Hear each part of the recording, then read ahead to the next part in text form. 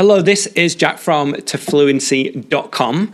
Get your free book in the description. And welcome to this English lesson where I'm going to talk about the reason why you can't understand native speakers. You see, I get emails about this all the time. People tell me, I have a conversation with someone and I don't understand anything they say. Or I watch this movie and I can't understand a single word. And this is a common problem. And I'm going to give you 3 reasons why this is a problem for you too. I'll go over the first 2 problems very quickly because they're quite obvious. And the first one is a lack of vocabulary. So if you don't understand what a word means, then if somebody uses this word in conversation, then it's difficult for you to understand what they're saying.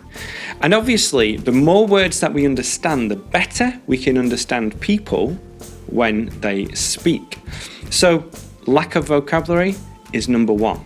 Number 2 is not understanding grammatical terms. So, for example, if somebody uses the third conditional and you don't know how to use the third conditional, then you won't understand what they're trying to say. For example, I can say, if I had more time, I would have done it. If I had more time, I would have done it. And if you don't understand what this means, and if you don't understand how to use this third conditional, then you won't understand what I'm trying to say, okay?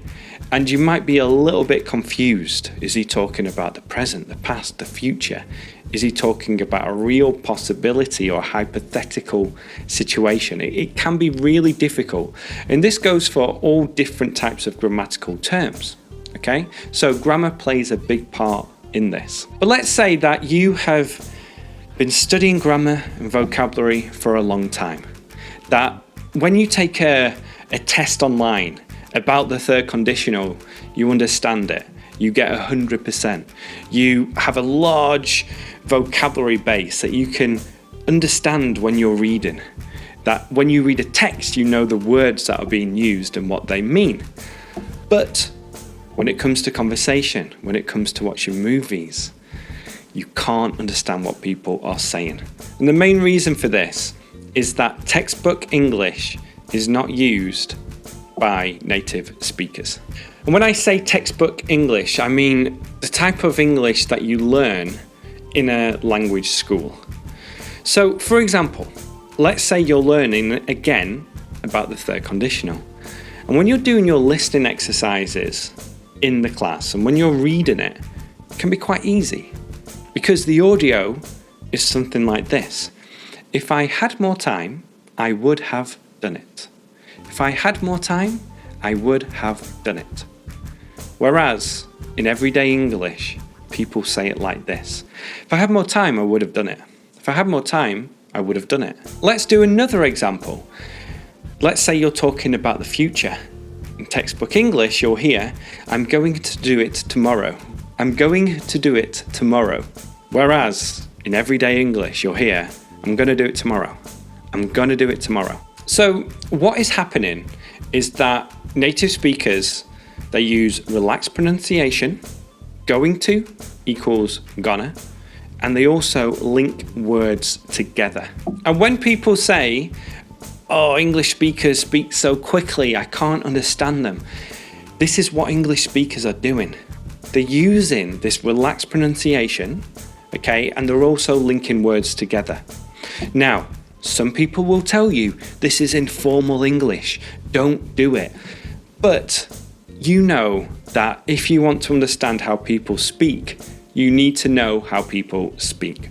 And it's okay saying, oh, I'm going to learn the proper way.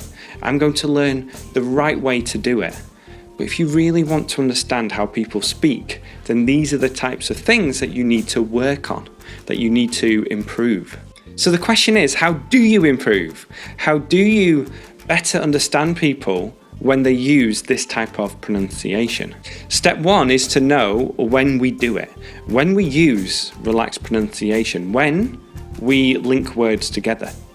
A good example here is when we're talking about the past. And instead of saying I wanted it, we say, I wanted it. I wanted it. I wanted it. So, wanted it. It all links together like it's one word. Step 2 is to practice. Because if you are able to produce this type of English, then you'll better understand it when you hear it.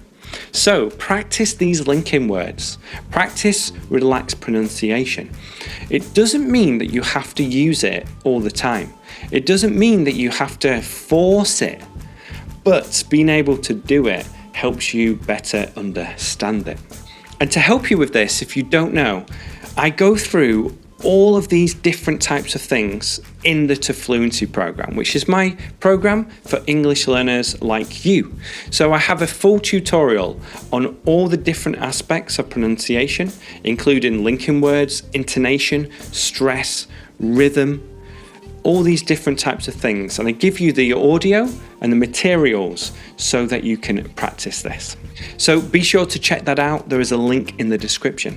Step 3 is to listen as much as possible, to listen to everyday English so that you can get used to this, so that you can get used to the way that people speak. And if you've spent all your life listening to textbook English, then this is going to be difficult at first. But the more you listen, the more you'll understand. And after a while, it will become normal to you.